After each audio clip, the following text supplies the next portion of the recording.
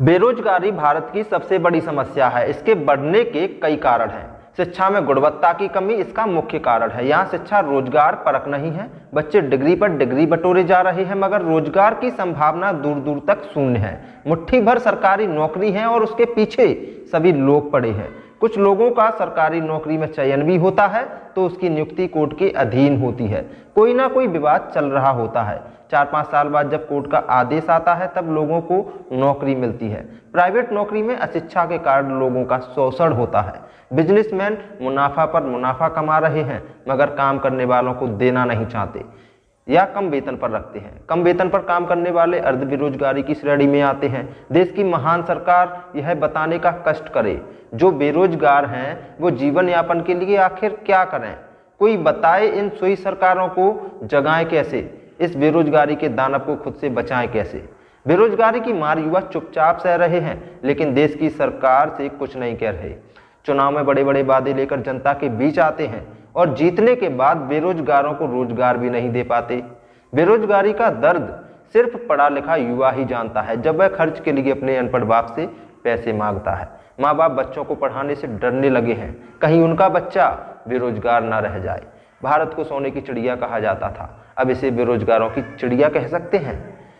इससे कोई फर्क नहीं पड़ता, जनता बेरोजगार है, क्योंकि भारत देश में ऐसे ही चलती सरकार है। बड़ा मुश्किल जिम्मेदारी को निभाना है। इस दौर में खुद को बेरोजगारी से बचाना है।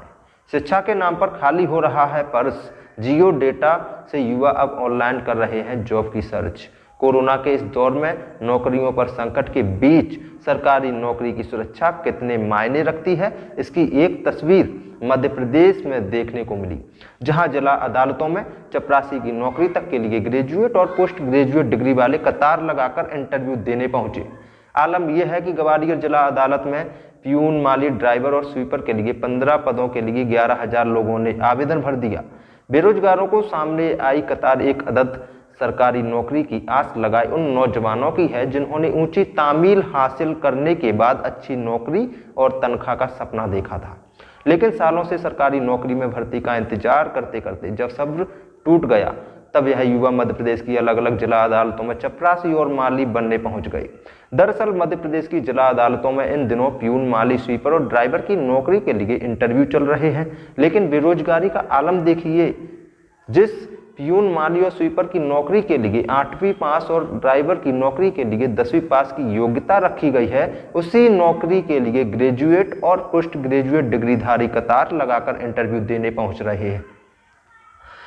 माली, स्वीपर और ड्राइवर की नौकरी पाने के लिए युवा बेरोजगार दूर दूर से इंटरव्यू देने पहुंचे। इनमें से एक करेली के रहने वाले अधिकतर युवा graduate, post graduate, LLB, civil जज की तैयारी करने वाले बीटेक, MBA और PhD तक के हैं। इंटरव्यू के लिए जिला कोर्ट के बाहर सुबह 7 बजे से कतार लग जाती है। इसी साल विधानसभा में सरकार ने बताया था कि साल 2022 के अंत तक मध्य प्रदेश में 24,72,000 बेरोजगार पंजीकृत हैं। साल 2018 में 7,47,000 बेरोजगारों ने पंजीयन करवाया। साल 2019 में आंकड़ा बढ़कर 8,46,000 बेरोजगारों तक पहुंच गया।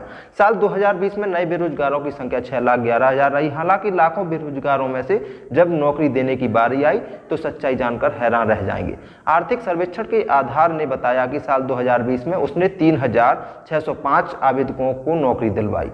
आंकड़ों के मुताबिक मध्य प्रदेश में शिक्षकों, पुलिस, पटवारी समेत कई विभागों में करीब 80,000 के आसपास पद खाली हैं। शिवराज सरकार पर कांग्रेस सरकार शिवराज सरकार पर हमलावर नौकरियों को लेकर हमलावर हुई। भर्तियों को लेकर अब कांग्रेस मध्य प्रदेश शिवराज सरकार पर हमलावर है। PC शर्मा ने शिवराज सरकार पर हमला करते हुए कहा, आरोप लगाया है कि मध्य प्रदेश बेरोजगारों का गढ़ बनता जा रहा है, बेरोजगारों का हब बनता जा रहा है। यहाँ सालों से भर्ती नहीं होती है और कुछ पदों पर जब होती है तो उसमें हजारों लोग आते हैं जिन्होंने काफ़ी बड़ी डिग्री ले रखी है। कमलनाथ सरकार ने टीचरों की नियुक्ति शुरू की थी, लेकिन उसे भी इन लोगों ने लटका दिया। हालांकि मध्य प्रदेश सरकार के संसदीय कार्य मंत्री नरोत्तम मिश्रा का कहना है कि नौकरी की भले ही कमी हो, लेकिन सरकार इस पर गंभीरता से काम कर रही है और जल्द ही सरकारी भर्तियां भी निकाली